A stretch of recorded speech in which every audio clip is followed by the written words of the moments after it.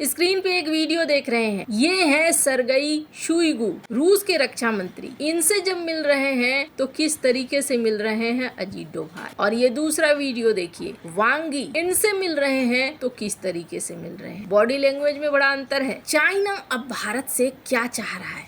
China ने यहाँ भारत के साथ दोस्ती का हाथ बढ़ाया है, लेकिन ब्रिक्स मीटिंग में कुछ चीजें देखने को मिली। जानेंगे चाइना आखिर क्यों भारत के साथ गहरी दोस्ती करना चाहता है। वहीं दूसरी तरफ रूस के रक्षा मंत्री से मिलते ही एक अलग रिएक्शन क्यों देखने को मिला अजीत डोभाल का। अजीत डोभाल ने बहुत बड़ी बात कह दी है मंच पर बैठ। जानेंगे जियोपॉलिटिक्स में क्या कुछ चल रहा है। हमेशा की तरह जानने को मिलेगा बहुत कुछ। आइए जानते हैं इन खबरों को विस्तार। डोनाल्ड ट्रंप जो सोच रहे थे उसका ठीक उल्टा हुआ है। डोनाल्ड ट्रंप ने ये सोचा था कि G2 की बातें करेंगे कि तुम भी एक महान शक्ति हो, हम भी एक महान शक्ति हैं, और वैसा ही कुछ चाइना की तरफ से भी फीलिंग आनी शुरू होगी। लेकिन चाइना की तरफ से वैसी फीलिंग नहीं आ रही है। बहुत सारे एक्सपर्ट्स ने पहले ही समझाया था, डोनाल्ड ट्रंप को इस बात को कहा भी था, और इस बात को लेकर कई आर्टिकल भी पब्लिश हुए थे जिसमें ये कहा गया था कि चाइना कभी भी दो सुपर पावर को बर्दाश्त नहीं करेगा।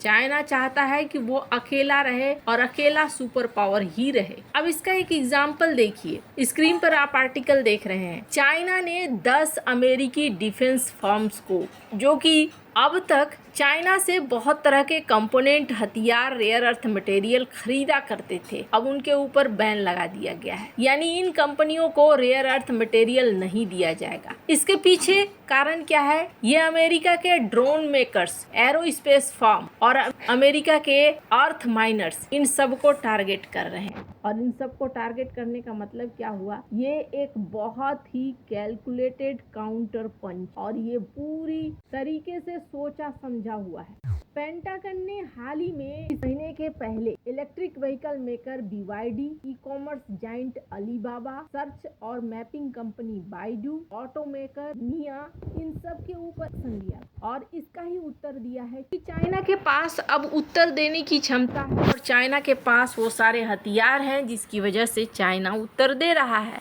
और चाइना के पास जो हथियार हैं वो अमेरिका को भारी पड़ेंगे। पर ये चाइना अभी क्या चाहता है? अभी चाहता है भारत के साथ अच्छे रिश्ते और अच्छी दोस्ती। स्क्रीन पर रॉयटर की एक आर्टिकल को देखिए। भारत भी अब ये कह रहा है कि चाइना के साथ हमारे रिश्ते अब नॉर्मल हो रहे हैं। तो वहीं चाइना का क्या कहना है? चाइना का कहना है कि भारत हमें एक पार्टनर के तौर पर देखे और हमें दुश्मन के तौर पर न देखे। अभी वांग यी भारत आए हैं ब्रिक्स मीटिंग के लिए। ब्रिक्स मीटिंग से पहले दोनों देशों के बीच में बायलैटरल मीटिंग हुई, और वांग यी ने इन शब्दों का इस्तेमाल किया जिसमें वो चाहते हैं कि भारत के साथ रिश्ते उनके नॉर्मल रहें, अच्छे रहें, पार्टनर बनकर एक दूसरे के साथ आगे बढ़ें और एडवांस तरीके का एक दूसरे के साथ सपोर्ट हो। वांग यी अकेले नहीं बल्कि पॉलिट ब्यूरो के और सदस्यों के साथ थे, यानी कि रणनीतिक तौर पर ये भारत के साथ अच्छे तालमेल के साथ आगे बढ़ना चाहते हैं। अब इसके 2 कारण हैं, उन दोनों कारण को मैं आपको बताऊंगी। ये जो ब्रिक्स की मीटिंग हो रही है, इस ब्रिक्स की मीटिंग में ब्रिक्स के सारे सदस्य देश पहुंचे हैं। ईरान की तरफ से भी इनके NSA लेवल के प्रतिनिधि पहुंचे हैं, तो वहीं अन्य देशों के साथ भी। अजीत डोभाल ने कई बातों को रखा। स्क्रीन पर इस वीडियो को देख सकते हैं आप, जिसमें अजीत डोभाल कई बड़ी महत्वपूर्ण चीजों को कहते हुए नजर आ रहे हैं। The world is beleaguered by military conflicts and complex security problems. It is facing geopolitical uncertainty, economic strain, and disruptive technology. Not only the effects are compound, but the instruments and institutional mechanisms are beginning to find themselves to be inadequate to resolve or mitigate these challenges. Multilateralism is unbreakable. BRICS was conceived as an informal grouping of emerging economies to a more multipolar world order. Ajit Doval ने कहा कि देखिए, अब दुनिया एक ऐसे दौर में घुस रही है जो अनिश्चित है, जहां सुरक्षा चुनौतियां बढ़ रही हैं और जो संस्थाएं थी वो संस्थाएं कमजोर होती हुई दिख रही हैं। डोभाल ने कहा कि दुनिया एक साथ कई संकटों का सामना कर रही है। आतंकवाद है, उग्रवाद है, साइबर हमले हैं, एआई से जुड़े सुरक्षा के जोखिम हैं, जियोपॉलिटिकल संघर्ष हैं, तो सप्लाई चेन में रुकावट है, पश्चिम एशिया और भी कई क्षेत्रों में अस्थिरता है। उनका तर्क था कि इन चुनौतियों के बढ़ने के बावजूद जो अंतर्राष्ट्रीय संस्थाएं थी, जो यूएन था या और बहुपक्षीय व्यवस्थाएं थी, ग्रुप था, वो काम नहीं कर पा रहा है। और जब वो काम नहीं कर पा रहा है तो ब्रिक्स देशों को आपस में मिलकर काम करना होगा, आपस में सुरक्षा सहयोग को बढ़ाना होगा। भारत ने 3 मुद्दों पर जोर दिया। आतंकवाद के खिलाफ मिलकर लड़ाई। भारत लगातार ये कहता है कि आतंकवाद को अच्छा और बुरा आतंकवाद कहकर अलग अलग नहीं देखा जा सकता है। इसके अलावा नई टेक्निकल चुनौतियां, एआई हो, साइबर सुरक्षा,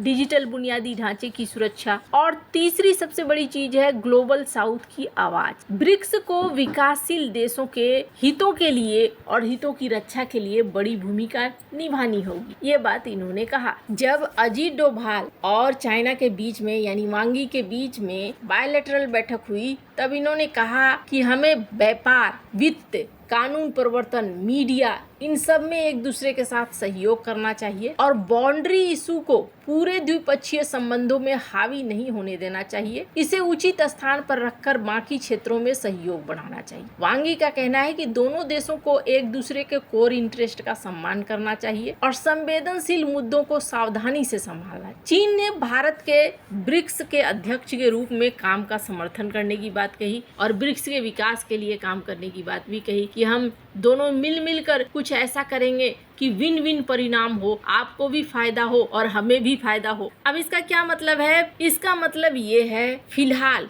सीमा पर शांति बनाए रखने की कोशिश होगी, व्यापार और निवेश में कुछ नरमी आ सकती है। ब्रिक्स और कई मंचों पर भारत और चीन थोड़ा सहयोग एक दूसरे के साथ बना सकते हैं, लेकिन इसका मतलब ये नहीं है कि दोनों पक्के वाले दोस्त बन जाएंगे। सीमा विवाद रहेगा, चीन पाकिस्तान संबंध रहेगा, हिंद प्रशांत रणनीति जैसे मुद्दों पर मतभेद बनी रहेगी। मतलब साधारण भाषा में समझिए कि चाइना भारत को घेरने की कोशिश हमेशा करेगा, भारत को भी चाइना को घेरने की कोशिश करनी चाहिए, ये कहना है। और नॉर्मली व्यापार व्यवसाय हो सकता है कुछ हद तक दोनों देश एक दूसरे के साथ खोलें। अब चाइना इतनी नरमी क्यों बरत रहा है, तो इसके पीछे कारण समझिए। अगर स्ट्रेट ऑफ हॉर्मुज एक संकट बन सकता है तो वहीं मलक्का स्ट्रेट भी एक संकट बन सकता है। और ये मैं क्यों कह रही हूँ, स्क्रीन पर एक आर्टिकल देखिए। अमेरिका म्यांमार के लीडर्स को बहुत ज्यादा धीरे धीरे पॉलिश लगा रहा है और इस पॉलिश की वजह से